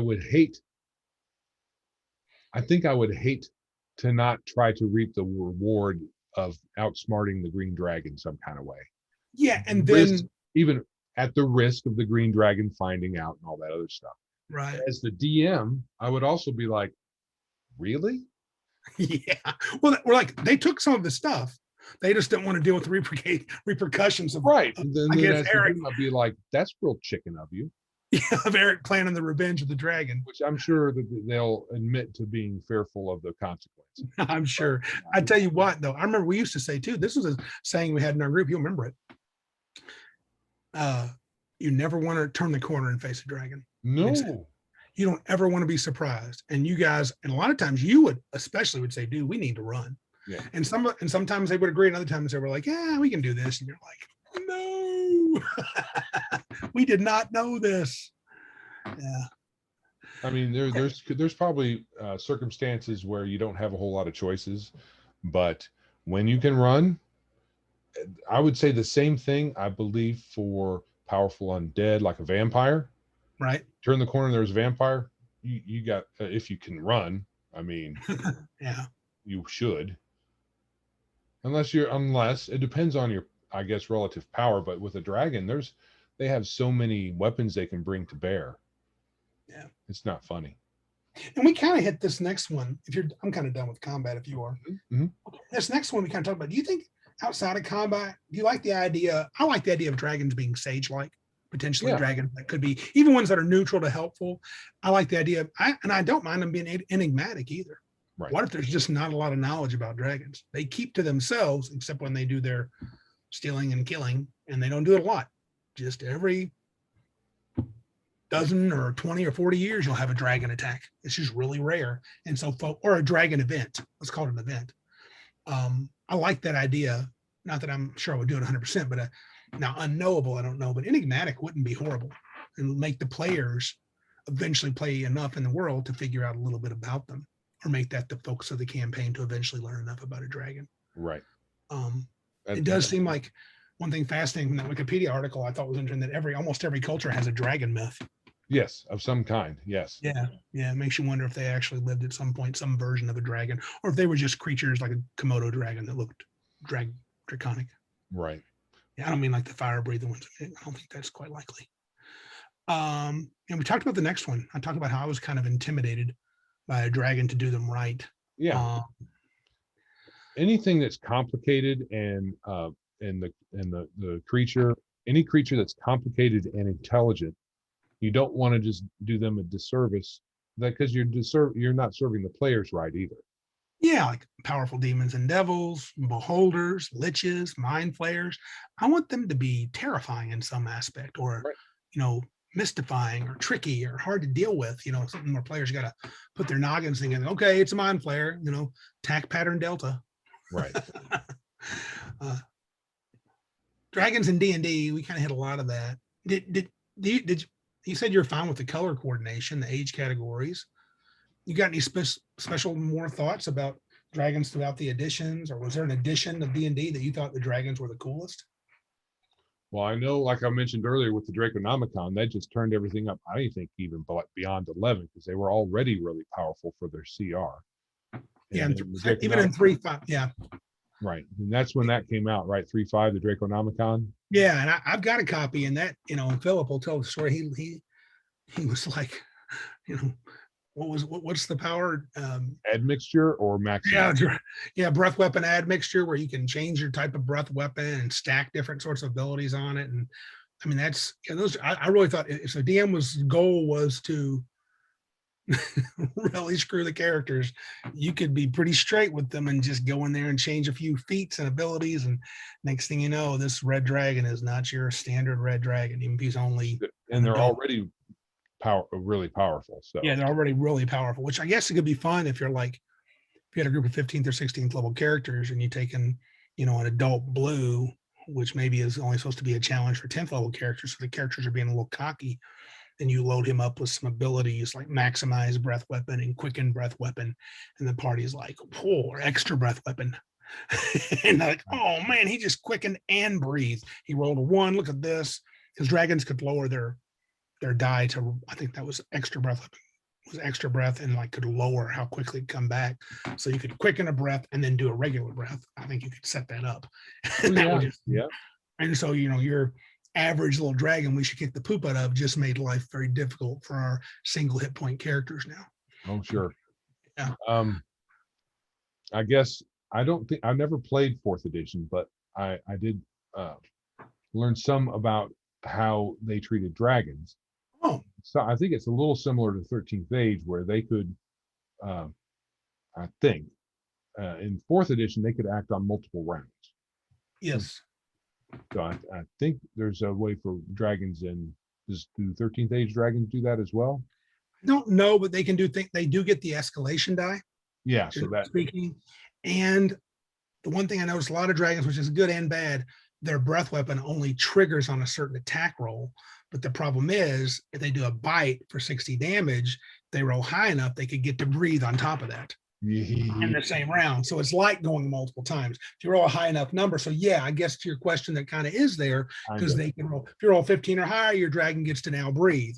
Right. For 140 damage. So, and I really like the way that makes dragons, instead of getting like 7 or 8 or 9 things they can maybe do all at one time in one part of the round, you spread that out, and it makes it more interesting, I think.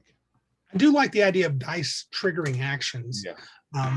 But I think as you get to higher levels, and if you're doing a single foe, you have to let the dragon, and that's where 5e's got some things right, whether it's perfectly right in terms of mechanics. The idea of legendary actions or lair actions are really pretty cool, and I would absolutely use that in my game, no matter what edition of the game it is. Right. The dragon's in his own lair. He gets special actions outside of his turn in combat that gets to do cool crap to you. Right. Are there any other games that you thought had interesting? I listed a few. Like I know in Savage Worlds, dragons are listed pretty generically. They don't talk too much about color dragons, though the Pathfinder Savage Worlds game is going to have all the color dragons laid out. Yeah, it's pretty much the same kind of deal with the dragons. Yeah, and we talked about 13th Age. Shadowrun, I know little about, but I do know, I think some dragons run corporations. Right. Shadowrun. And Rift dragons young dragons can be characters. Mm-hmm. Can evolve is fairly unique. I don't know other systems come to mind. Any other systems come to mind how dragons behave in other systems besides D&D? Not really. With the Arcane Evolve, they were pretty enigmatic. You had a draconic character race. Yeah. But you didn't. the dragons were kind of in the background. Right. Right. Okay. Although I meant to pull out my Arcane Evolved and maybe look at this, but today's been really hectic. Yeah. I think that there was some kind of product that they put out for that called the Return of the Dragons.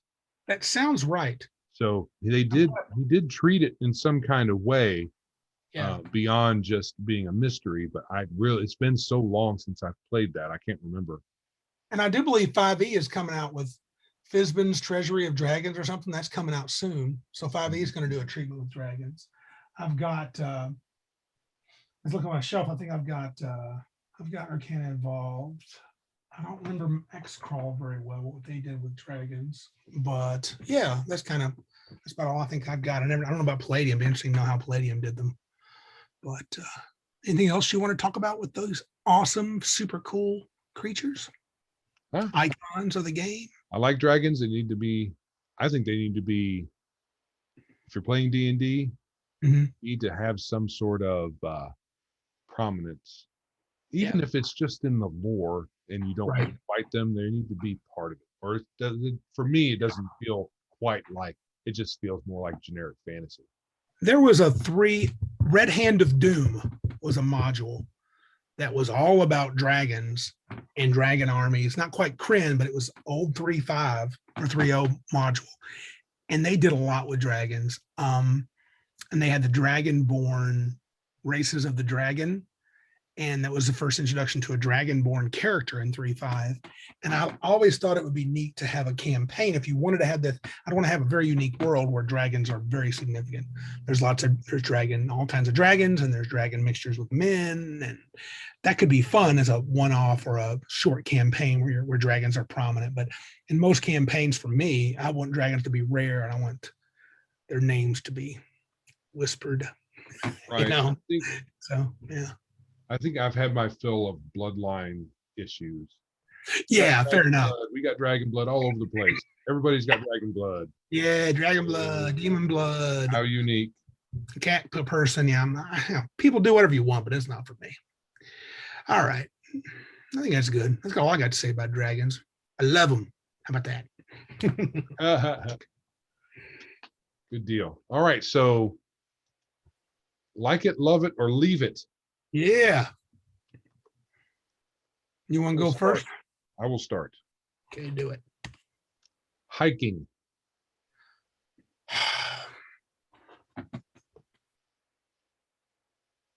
As in walking around for no purpose except to walk around.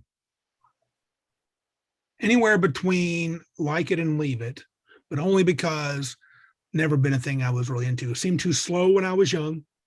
Not very interesting. Now that I'm older, though, I really want to get into actual hiking where I can get good enough shape to go into hills and do some climbing. A friend of mine, Tom, takes people out and does some of that on his time off in the summer. In fact, he just got back from a trip from Colorado, Tom, and he took a big old hike with some guys. And I would like to do something like that. I don't want to go crazy, but I know it'd be good exercise. And as an older guy with bad knees, I know, and heavy, I think it's a good idea for me to do a lot more walking and hiking if I can, but walking for sure. I would say it's still probably, I like the idea of it, but I've mostly left it in my lifetime. Yeah. Okay. WWF. Well, are you talking wrestling? Wrestling. Okay. Wrestling's WWE. Love it. Not wrestling. Wrestling. Right. Wrestling. Professional wrestling. When I was young, 8 to about 14, dude, I loved it. I watched local shows. I didn't get to watch WWE. It was called WWF. It's now WWE. But I left it about 14 or 15, watched snippets, never got into it. I don't really watch it now. I do have a fondness for it, kind of like comic books. I don't really collect them now. But I have a fondness for it. I really loved it. And when I was really young, I thought it was real. Then when I got tired of that, now that I've come back, I see it as entertainment. I can enjoy it now. I would say love the idea of it, but just like it now, I think. I'm going to need to take a time out, Joe. All right. Right back.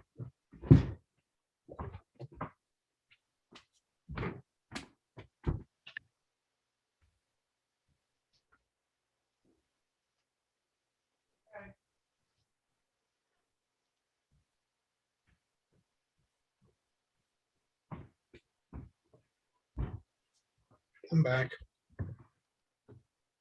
You have a doggy issue? Yeah, it's all good. All right. And finally, Yeah. melons. Melons. The fruit. Love, right. Love cantaloupe. My absolute favorite. Like watermelon.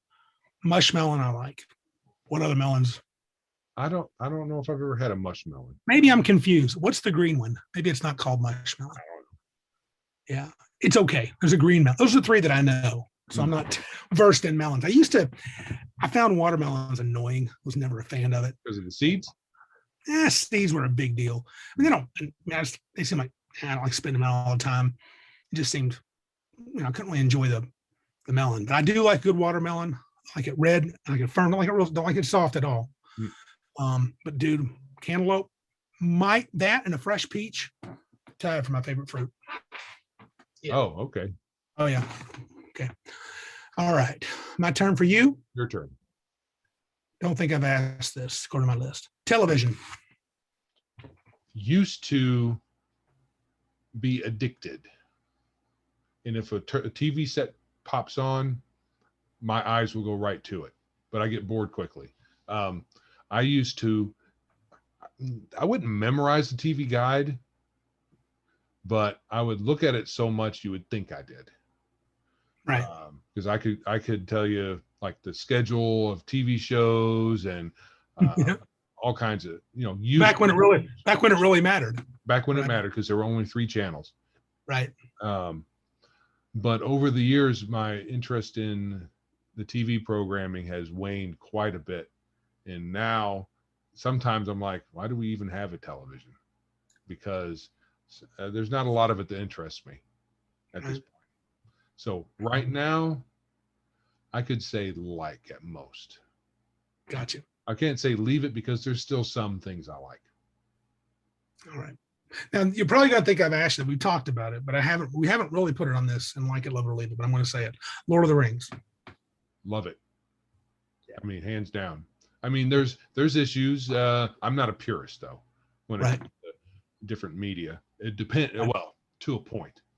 Right. So, but I was I was first learning about when it was coming out. I was like, oh, because of a couple of things were kind of. I mean, the Fellowship.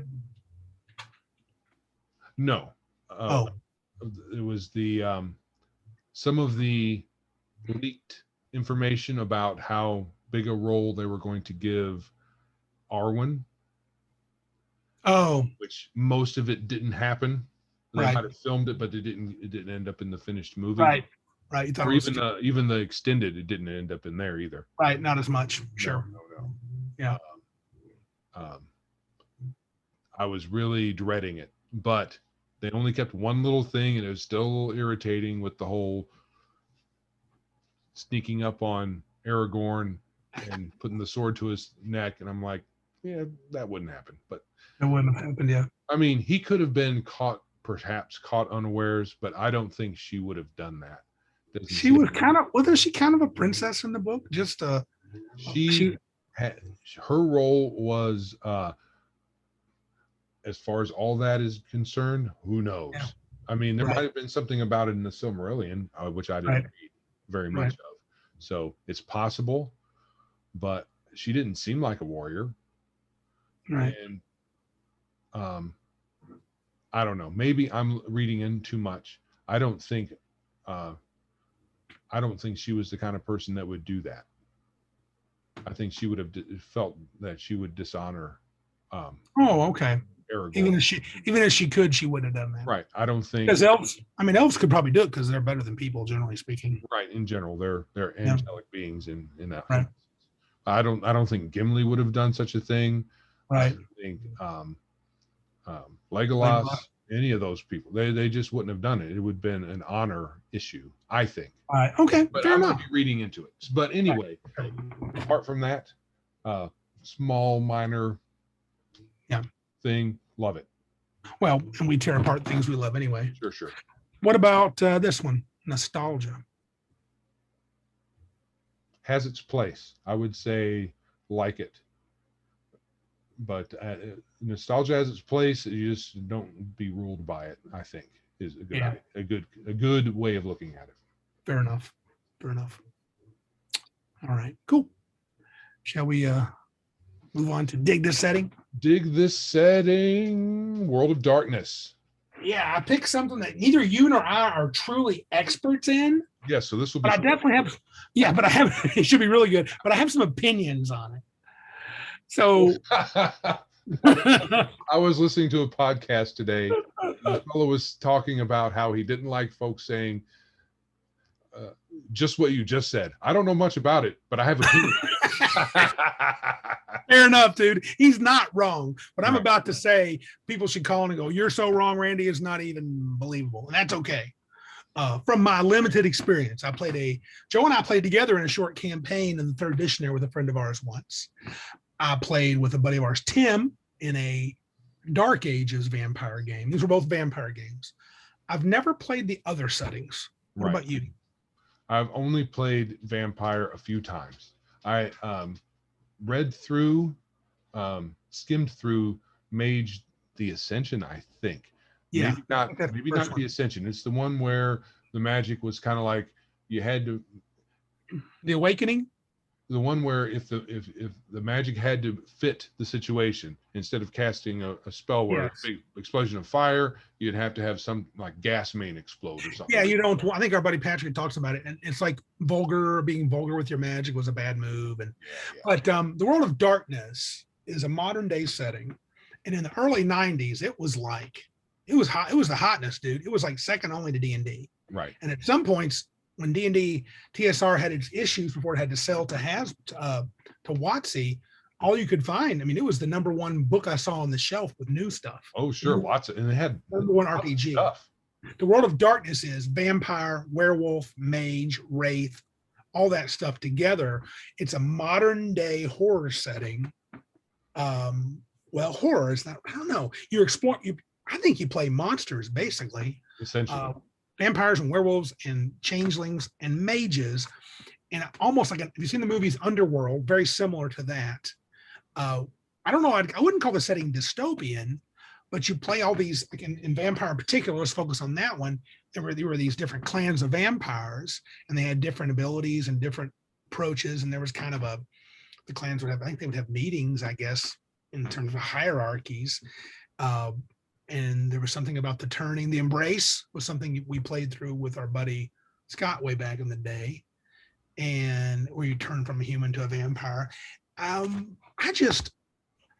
think it's when you read it, it's dark, it's evocative. Playing it was just weird, being the monster dude. And I know you're supposed to fight I guess the idea is to role play your struggle with being a creature. Some kind of struggle in each one of those settings, as far as I know. There might be an exception.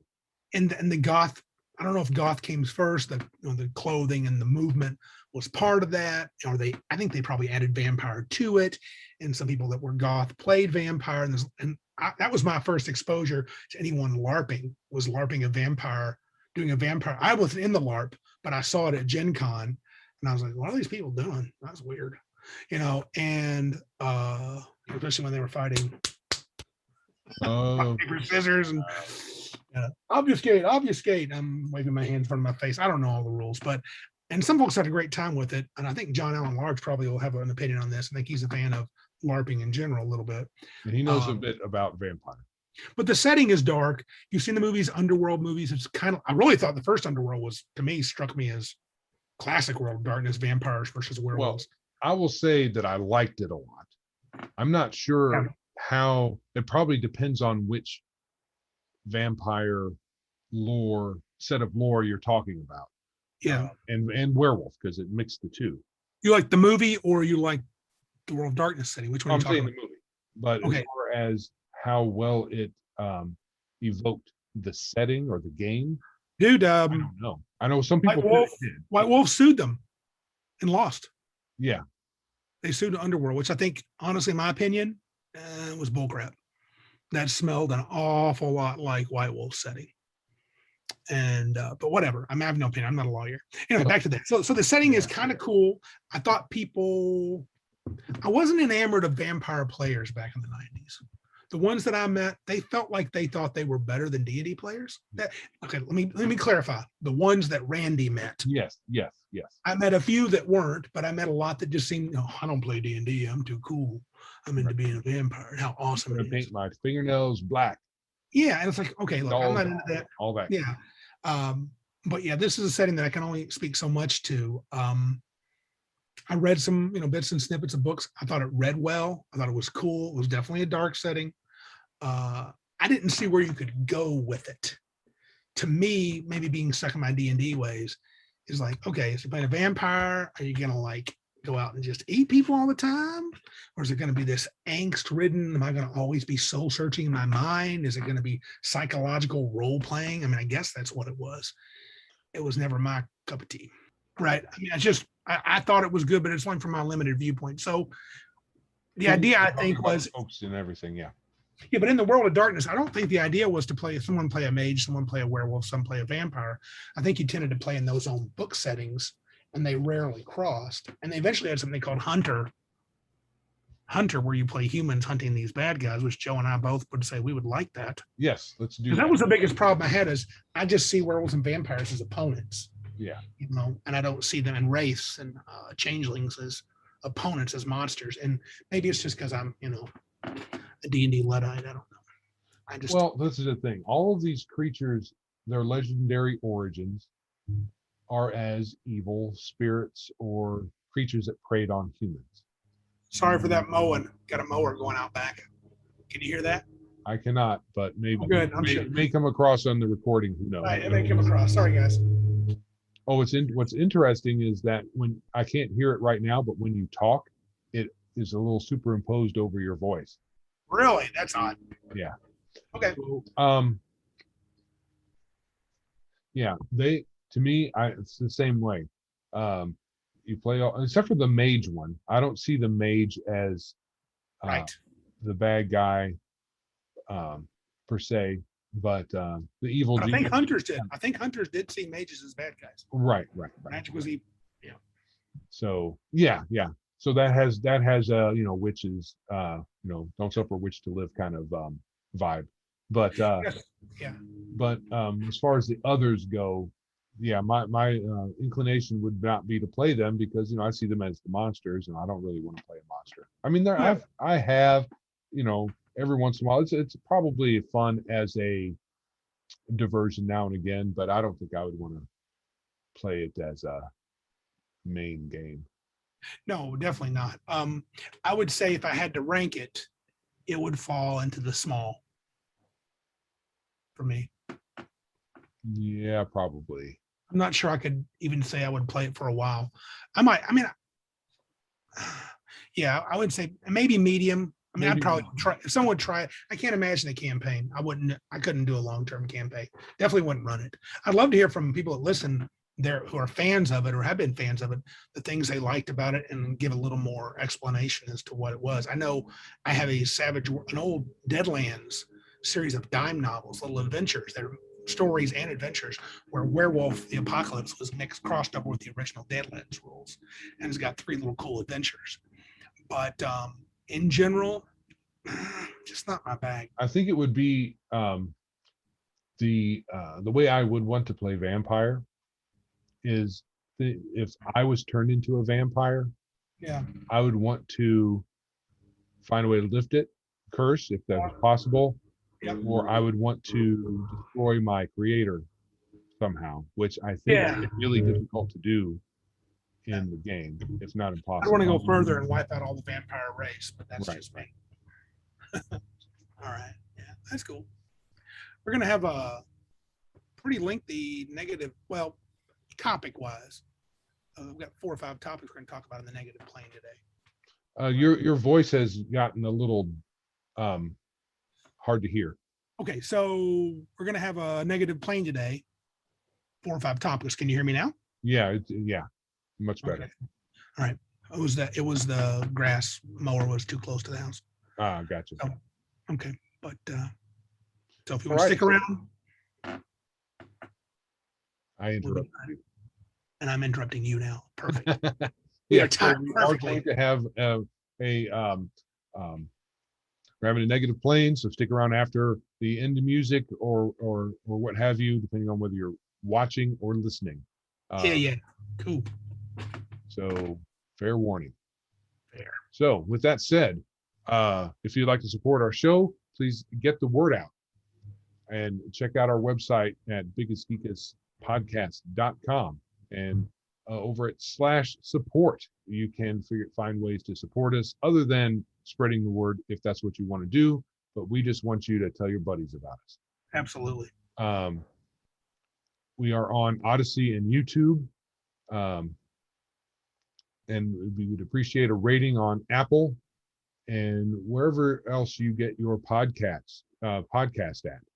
Our email is thegeeks@biggestgeekuspodcast.com. Feel free to send us any questions or comments. We'd also like you to, in the show notes, we're going to have a few podcasts and the things that we like. So check those out as well. They're great. It's great stuff. So this is Joe. And I'm Randy. And remember, if you can't be big like us, then be geeks like us. All right. Heading into negative plane material. We got some. Negative material plane. We do. Material of a negative nature. Correct. So, Salvatore. Ugh. Salvatore. I don't think it's E. Salvatore. Bob Salvatore. Yeah. Knee bending. Lots of knee bending. Yeah. And it might not be. That might just be where he's at. No, he talks about, in the past I used to do this, but I realized that I'm wrong. And look, he's gonna write this super just crazy, progressive, woke Dritz novel. You do whatever you want. But bending the knee is the wrong thing.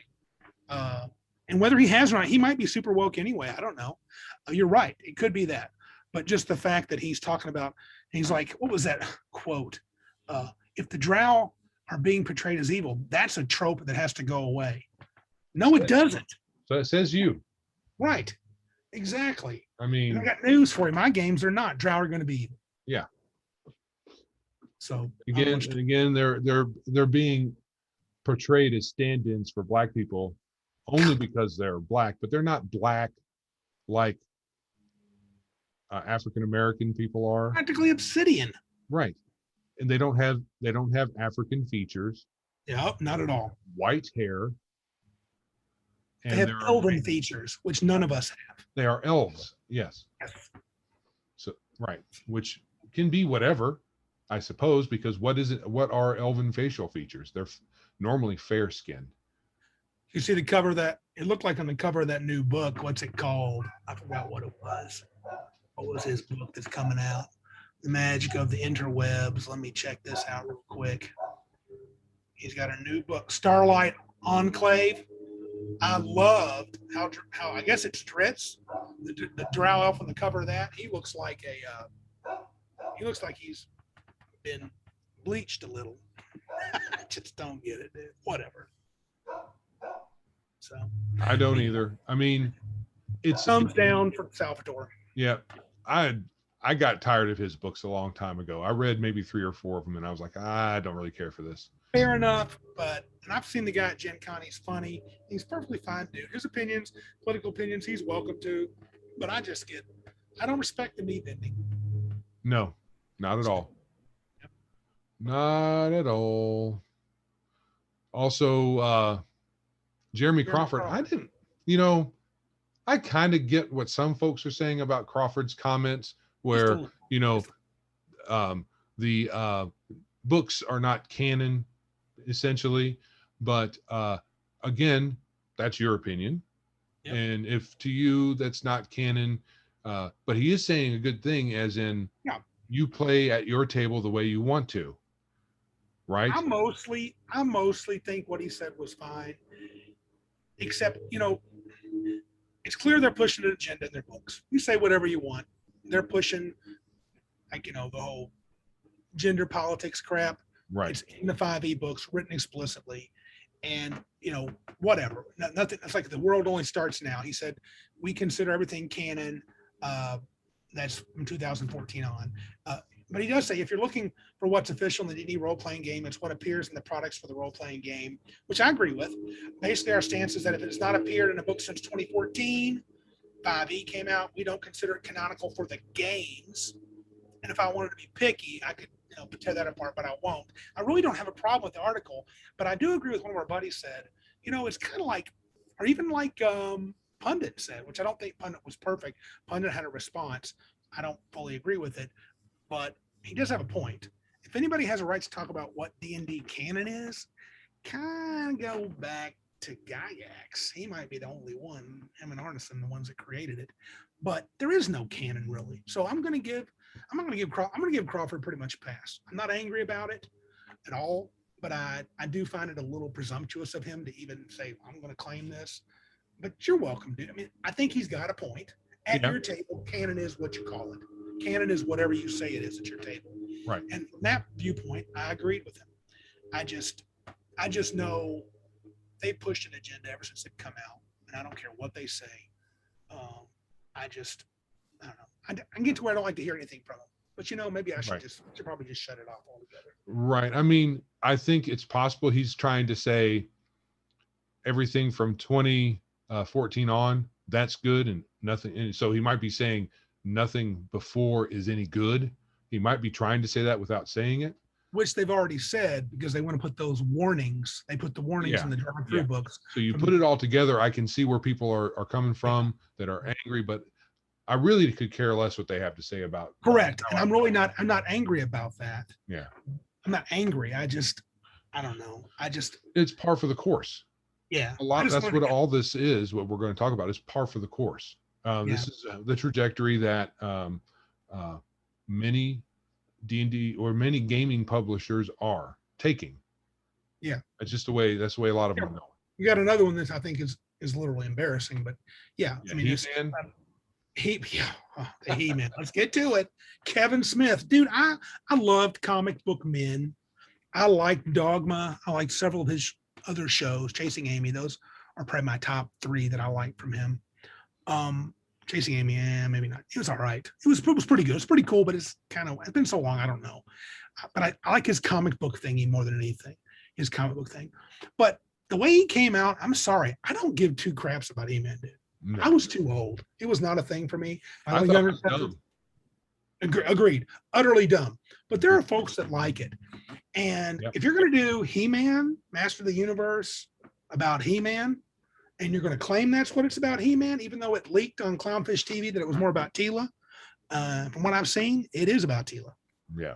And she got the super head shaved, flopped over hair, shoulders bigger than a dude's, got her looks like her little black girlfriend in it. And apparently from what I've heard from everybody, it's He-Man gets killed in the first 2/3 of the episode and it's all about Teela.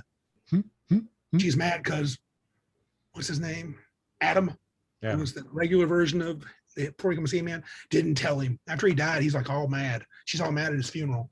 And I'm just like, dude, and Kevin Smith himself lied about it. I'm sorry, he just lied. Yeah.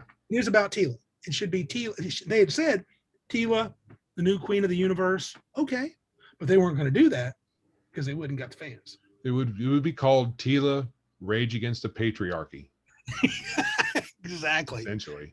Mistress of the patriarchy. Mistress overpowers the patriarchy. Whatever. Pick your favorite soapbox you want to stand on and your crazy title. I'm just glad it doesn't matter. They came for all and they got Ghostbusters 2016. It's just, and they act like the fans are, well, you're just this and that because you won't like it. Even if you take away, you take away the arrogance of that statement that, oh, you must be misogynistic. Dude, you're taking somebody's childhood that they love and you're lying to them about what you're going to produce. And then you give them a piece of hot garbage, and apparently Man at Arms was a complete douchebag in the whole show. So I know that because I've watched some of the, people like Eric July and Just Some Guy and a few other Clownfish TV and their comments on it.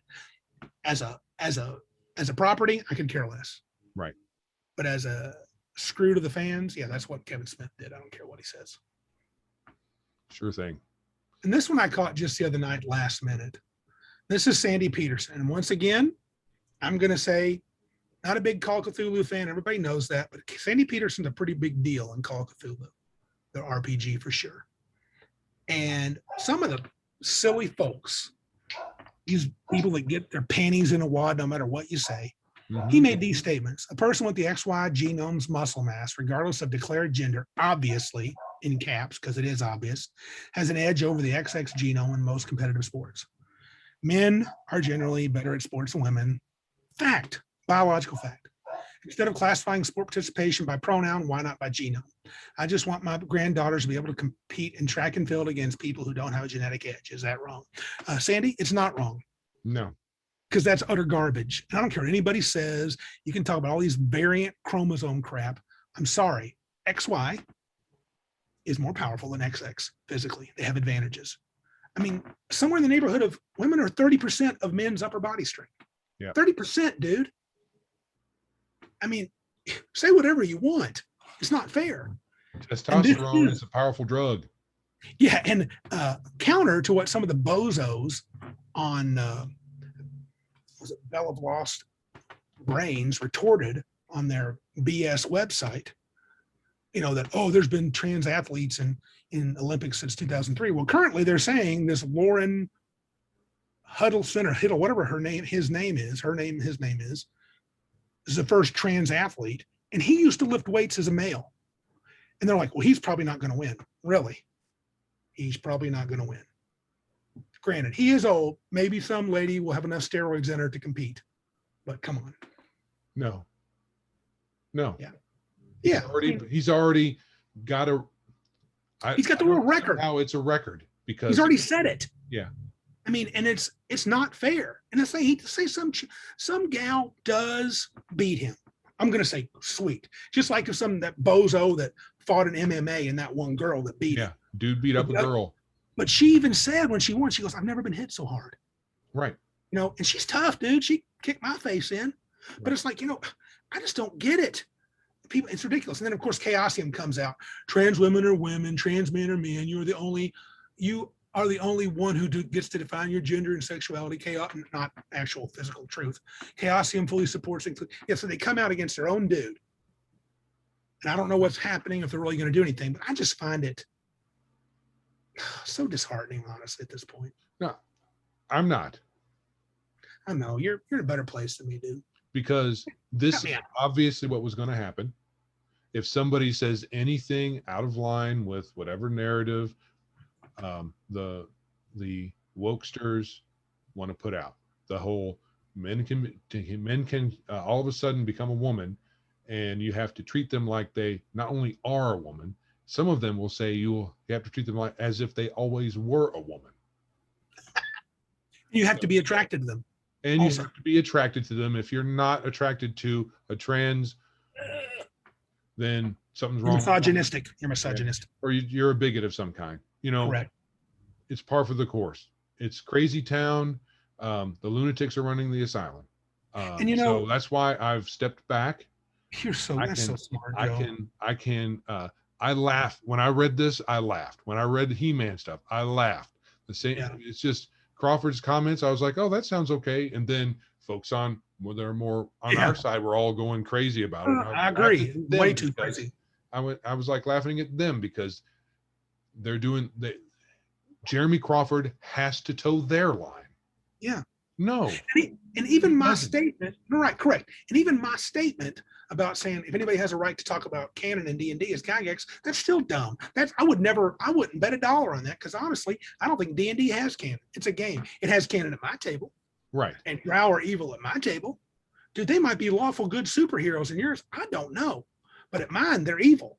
And Dritz would be a rarity. I posted, there's that dude that he will hand out a piece of paper to the park ranger, and it says, I do what I want. That's my license. That dude, have you seen that meme? No, it sounds great. Yeah, he's got a mustache. He plays the actor that plays him in whatever TV show it is. Mm-hmm. I'm not sure, but is he an older guy that talks about eating steak all the time? And he was in. Was it that dude that's super conservative or not? Is this somebody you've seen on YouTube or on a TV show? No, it's just memes, and Oh, it okay. comes from scenes from this TV show, and I don't know where it The is. Office. No. No, not Office. Parks and Rec. Parks and Rec. Might be. He's got the mustache. He's like, Mustache. yeah, he is hilarious. Right, Yeah. right. So, but don't try to get him to, as an actor, own up to being that way, because he himself said, no, don't mistake my acting for the way I am. He's pretty much a lefty too. Anyway, Yeah. the memes are awesome, and the one I liked the most was, I do what I want. So Yeah. I don't care what any of these people say I'm supposed to do at my table. I do what I want. Yeah. I mean, look. And I don't make a big fuss about it. Nope. I think I've been pretty vocal in the past in the limited scope that I have had, but who cares? It serves no purpose. No, You're right. I don't like any of this stuff, to be sure. And Bell of Lost Souls is and they don't even know how to write, to be honest. Many of their articles we've proven that with the articles we've linked. They've had tons of errors in there. Yeah, they're not very good writers. They look like sixth graders. Yeah. But having said that, that's whatever. And our buddy Andy, our number one fan, he's right. Maybe he's right. Maybe we should just stop talking about the whole negative. It's fine to talk about it, but I think from the right point, the perspective of these guys, don't be surprised at any of this stuff. Try not to get your panties in a wad. Yeah. Don't cry about it. Hold on. I'm gonna pull my panties out of my wad. Don't get your panties in a wad. Make long Facebook posts about how awful everything is. I ain't doing that. I think it's what it really deserves is derision. Yes. And satire and laughter and calling them stupid. But don't get too mad about it. No. Because it's they're not people too, and they're probably just deluded. So somehow they've gotten the license to make this stuff, and whether they whatever they've decided to do with it, I don't like. That's why I'm still not excited about what is it? The Ghostbusters thing? No, I'm worried about that, and I'm not too. Because on surface it looks like they've gone the inclusivity route. So. We'll see. I don't know. Maybe they won't smash it in our face at least. Maybe they won't. That would be nice. Yeah. I'm probably not going to the theaters to find out. Unless I'll wait for other people to say stuff, and then not that I'll go on their word necessarily, but if you see it and you say, "Oh, you don't want to watch it," I'll trust that. Yeah. We'll see. Nothing from Hollywood, nothing from the big game designers. None of it interests me because it's all going to be loaded with this crap. Yeah. So I've made my peace. Good. I'm not there, but I'll get there. And one day we'll have a non-negative plan. It'll be all peace and puppy dogs. It'll just be us laughing. I don't mind bringing this stuff up. There you go. We'll just laugh at them. It's stupid. We should do this. We should have done this. Kevin Smith. Those that lost their mind over Jeremy Crawford. And just record us laughing. That would be hilarious. That'd probably be good enough. Maybe the Beavis and Butthead laughter. Yeah. Look at us. Practically, we should be professionals. We're owed. All right, man. I think I'm good with that. Are we good? Is that a wrap? I think it's a wrap, man. All right. Peace out. Send the hate mail. Talk to you later. Yep.